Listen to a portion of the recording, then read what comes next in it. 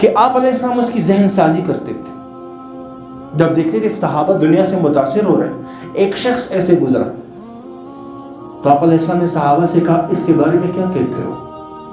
تو نے کہا یا رسول اللہ, جہاں جاتا ہے نا لوگ اس کی عزت کرتے ہیں, جہاں جاتا ہے لوگ اس کو نکاح کا پیغام جب بھیجتے ہیں لوگ انکار نہیں کرتے. بڑا اعلیٰ, بہت اچھا آدمی. ایک اور شخص گزرا,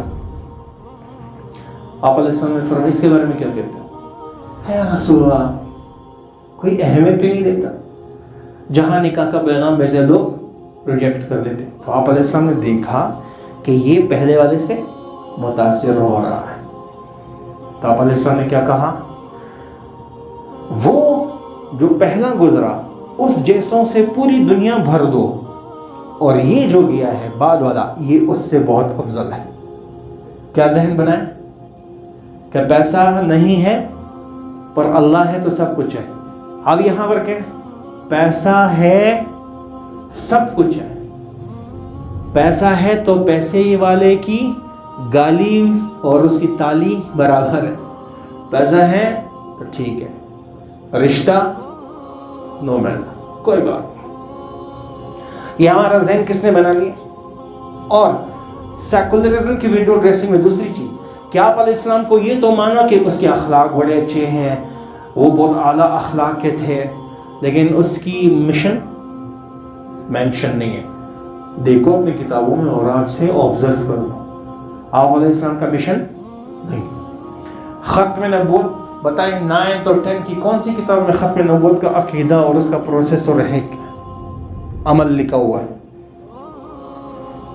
جدھر بھی دیکھو آپ علیہ السلام کے اخلاق, تاریخ لکھی ہے, یہ تاریخ ہے, لیکن آپ علیہ السلام کا مشن کیا ہے؟ چلیں ابھی آپ کو بتاتا ہوں. رسول اللہ صلی اللہ علیہ وسلم کی شان میں جو شخص گستاخی کرے 9, 10, 11, 12 پوری کی, چلو جس نے ایم فل کیا ہے بتائیں اس کا حکم کہاں لکھا ہے, اس کے ساتھ کیا کرو گے؟ کون سے سیکھو گے؟ یہ ہے وہ سٹائل. اس سٹائل کو کہتے ہیں سیکولر سٹائل.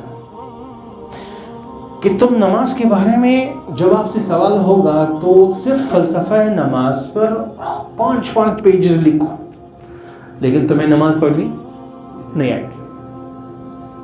فلسفہ زکوٰۃ پر پورے اسائنمنٹ لکھو, زکوٰۃ دینی, اس زکوٰۃ دینے پر اندر کی کون سی دنیا تمہیں ابھارے گی, وہ ہے تزکیہ.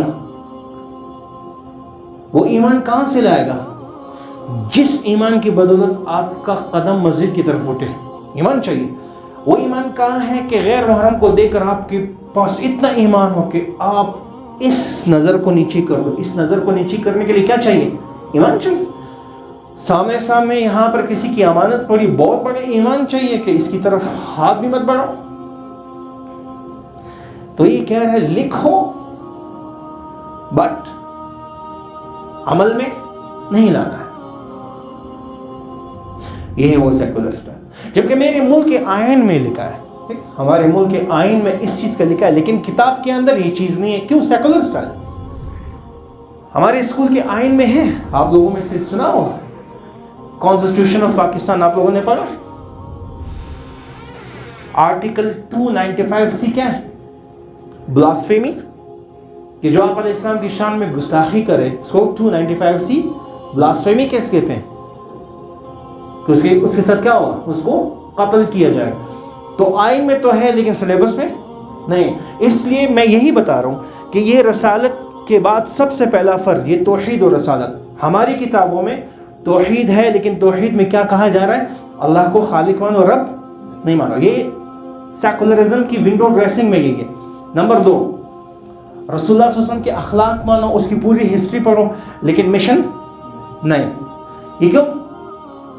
اس کی وجہ کیا ہے کہ مسلمان ہمیشہ مغلوب رہے, اس پر ہمیشہ لوگوں کا غلبہ ہو. اب ایسی قوم کے سامنے نبی اٹھ کر کھڑا ہو رہا ہے, وہی لوگ جو کون کہہ رہے ہیں کہ صادق اور امین ہے. دیکھو وہی سلیبس چل رہا ہے. آپ علیہ السلام کے نبوت سے پہلے کیا سلیبس چل رہا تھا نبی کے بارے میں؟ یہ کون ہے؟ صادق ہے, امین ہے, بڑے اچھے اخلاق ہے. اب نبی کا کیا شروع ہوا؟ مشن. اور مشن میں کیا کہہ رہا ہے؟ میں رسول ہوں اور اللہ ایک ہے. تو بہت بڑا بگ چیلنج ہے لوگوں کے لیے. 100 قبیلے موجود ہیں, دشمنی پر اتر آئے, تکالیف دینے لگے, راستے میں کانٹے بچھانے لگے. وہی رسول ہے جو ابھی بھی صادق اور امین ہے, لیکن تکالیف مل رہی. کعبے کے اوپر تحریر نامہ انہوں نے لٹکا دیا کہ جب تک محمد اپنے اس مشن سے باز نہ آئے, اس کے پورے بنو ہاشم کے خاندان میں ان کے ساتھ رشتہ داری ختم ہے. اور اس تحریر کو 3 سال گزرے اور آپ علیہ السلام مکے سے باہر 5 کلومیٹر کے فاصلے پر ایک وادی شعب ابی طالب جس کا نام ہے, وہاں پر تھے, پتے کھاتے تھے, ٹھیک ہے, چمڑے کو پانی میں ایسے نچوڑ کر کھا. صحابہ ان کے ساتھ, چند صحابہ, عمار بن یاسر, بلال حبشی, ابو بکر اور مقداد بن اسود, اس طرح کے نام ہیں, چند صحابہ ان کے ساتھ. کیا ہے؟ الف لام میم احسب الناس ان یترکوا ان یقولوا آمنا وهم لا یفتنون. کلمہ پڑھے تو امتحان کے لیے تیار ہو. اب ایمان چل رہا ہے, اب ایمان ان کا بن رہا ہے, گراؤنڈ اللہ پاک بنا رہا ہے. کیوں؟ کیونکہ جو لگتا ہے کوئی کنکر بدن پر دین کی خاطر, تو دل کو وادی طائف کے پتھر یاد آتے ہیں. اب ایسا نہیں ہے, خون بہا. بلال حبشی کو چٹانوں پر اور سلاخوں کے ذریعے تپتی ہوئی ریت پر کھینچ رہے, اور آپ علیہ السلام اس کے سامنے سے گزر رہے ہیں اور اس کو موٹیویٹ کر رہے ہیں کہ غم نہیں کرو, اور وہ کہہ رہے ہیں احد احد.